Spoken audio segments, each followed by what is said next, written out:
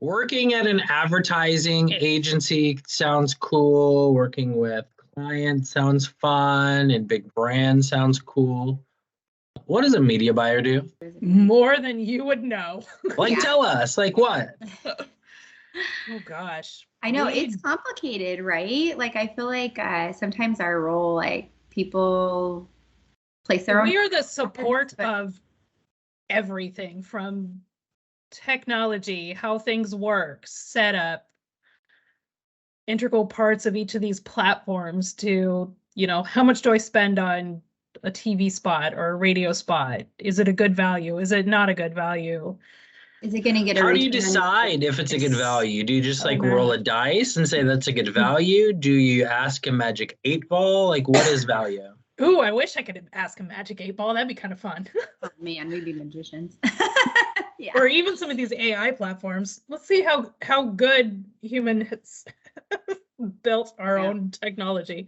That's probably one of the toughest things I think for us in our role is like staying up on trends and like just new media and when to use it and when it fits a goal. Because you like don't want to be the one that's like, I don't want to try this. I don't understand it. You're supposed to be like trendsetters on top of trends, but at the same time, like it has to fit in the plan, right? The brand essentially. Even going back to like Ryan's value question, deciding things that are of value, like kind of comes down to who are we trying to put this in message in front of? Like how often do we need to talk to them or be in front of them for them to get to take action? And so we kind of take some of those into account too with our, magic math.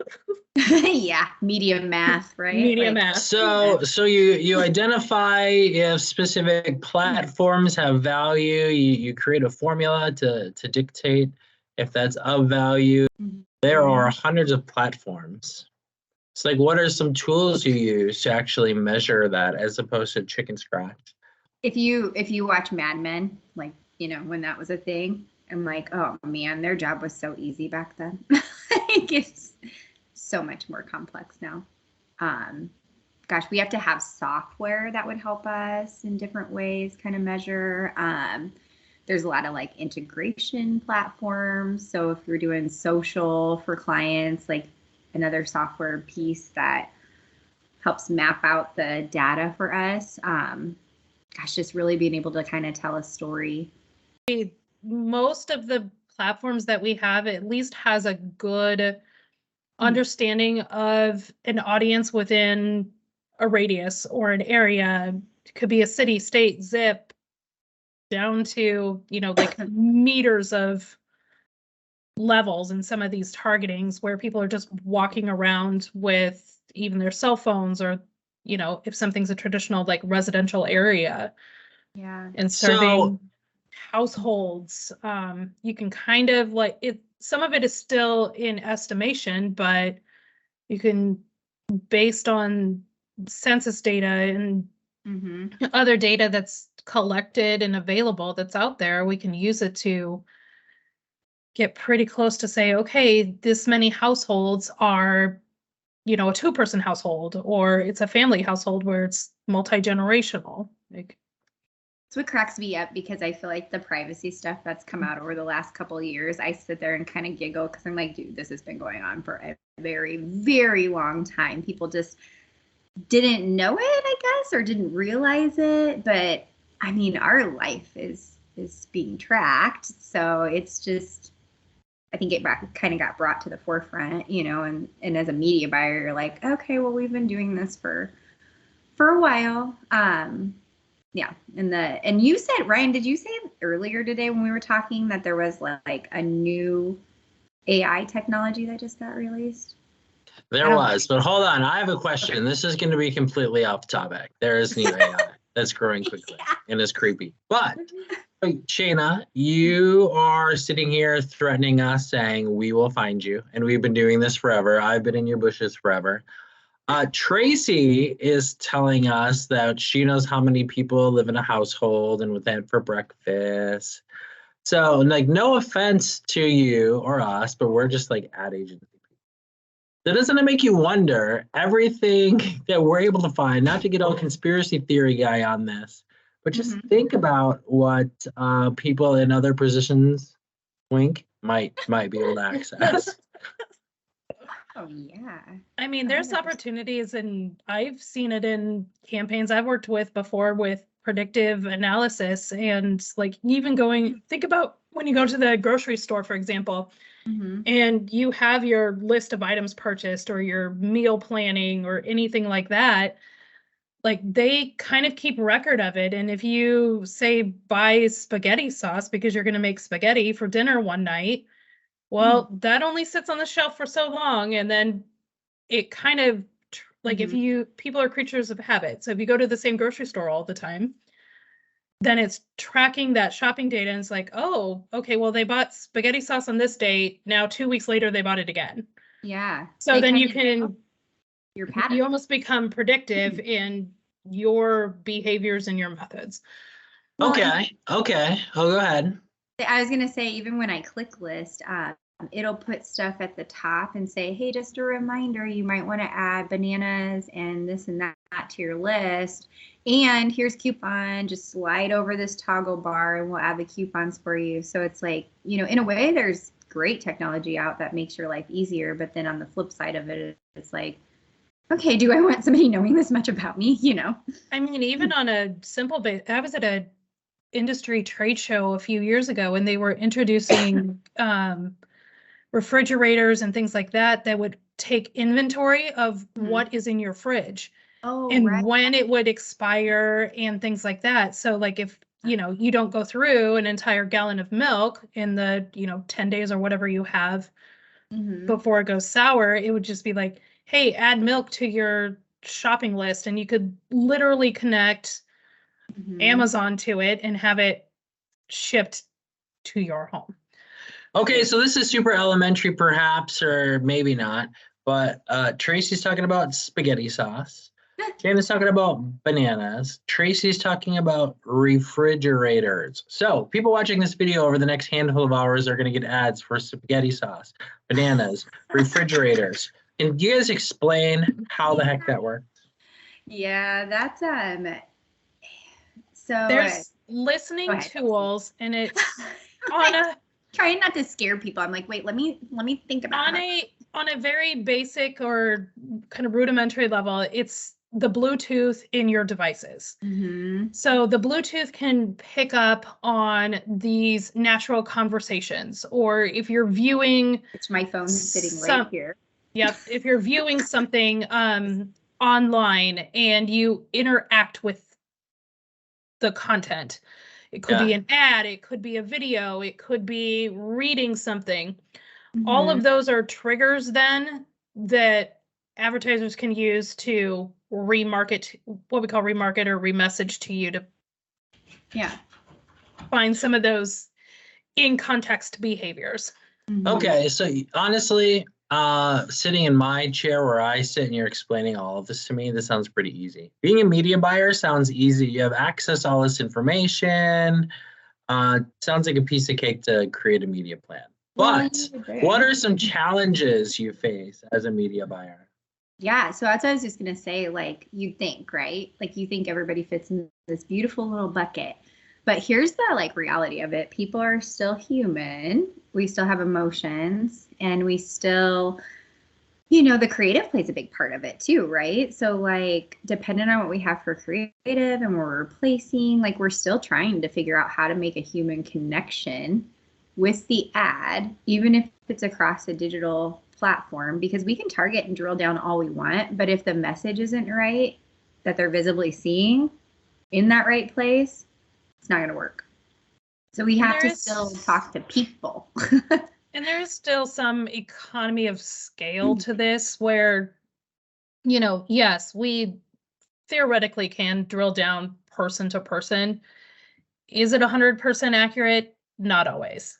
We've gone through the process. We know who our audience is. We know what they watch. We know what they talk about. We know what they search. So we know how to serve and where to serve ads to them. But Shana, as you said, you can have a great plan, but if your message is bonkers and not good, it doesn't matter if you're reaching these people. So How do you work with a creative team to fuse everything together to create a successful campaign? Yeah, so I think that's one area actually where our team stands out because we all get in the same room, which is really nice, so then it's kind of talking about what's the goal of the client, what's the goal of the campaign, so we're figuring all this stuff out together, and then what's that message need to be? And then we can identify, okay, this is the needed message. Does that fit in short form or does it need to be a long form media plan? Because that's a big difference too. Like Tracy and I could be like, hey, data shows we need to be here. Billboards. I'm just going to use that as an example. Well, what if Dave comes back and he's like, no, the message is too complicated for us to reach the goal. I can't get all that into a billboard. So then we have to work together to figure out, where does that message fit? What does the message need to be lengthwise, and then you figure out media around that too to support the goal. I like it. It's very interesting. So you're talking about goals. So there's messaging goals, creative goals, performance goals, sales goals. How does a media buyer work with the team or the client to identify objectives or goals, or as we call them, KPIs? Like, how is that determined? Who the hell gets to pick that? We ask 1,000,001 questions, and your favorite question of mine is why? Yeah, so Tracy's like, what's the why? I don't know. Tell me why I'm doing this. Why does it matter? Who's going to care about it? It's those kinds of things that kind of help us, I don't know, navigate just every possible way of messaging. Who's going to be receptive to it? How are they going to be receptive to it? Where are they sending them back to? And is that ready for what action do we want them to take? I mean, those are all the things that we just kind of think about when we're building these plans and how best to make them effective. How does somebody become a media buyer? You have to love math and creativity at the same time. And there's a lot of for me, it could take different forms. Like, I can actually draw, but am I the best artist out there? No. Like, that is not, but I can draw better than stick figures, so it's like you have that appreciation for an artistic side, even though my mind probably is a lot more analytical, kind of math focused, but it lets me blend the two. I think the hard part is not a lot of it's taught in school. You kind of have to find it and blend it together. Like if you were going for web design, but you don't want to just sit and design, or you don't want to just code. I mean, those are two very different pieces, but you're good at math. I mean, maybe that could be a good. Well, and my degree was marketing instead of advertising. So I went to school for marketing. I have my bachelor's, and then I did a minor in advertising.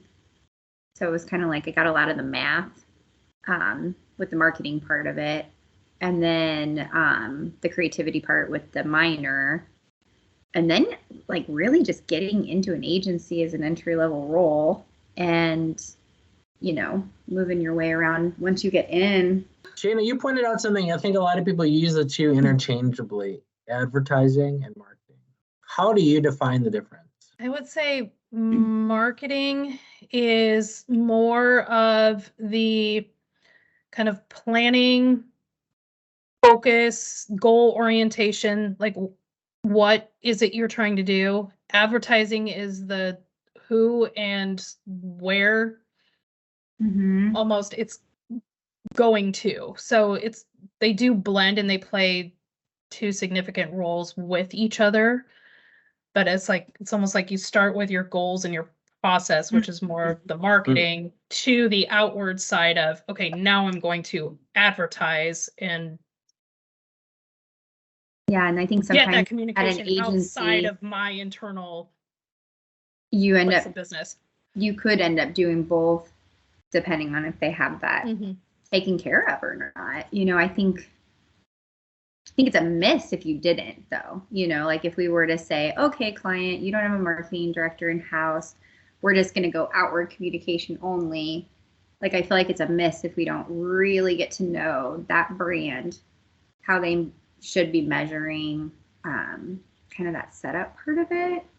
So, what is the platform of 2023 for advertising? Final question. What is the 2023 platform where next December where we're going to be like, whoa, that was great. Whoa, that exploded. Wow, that really popped.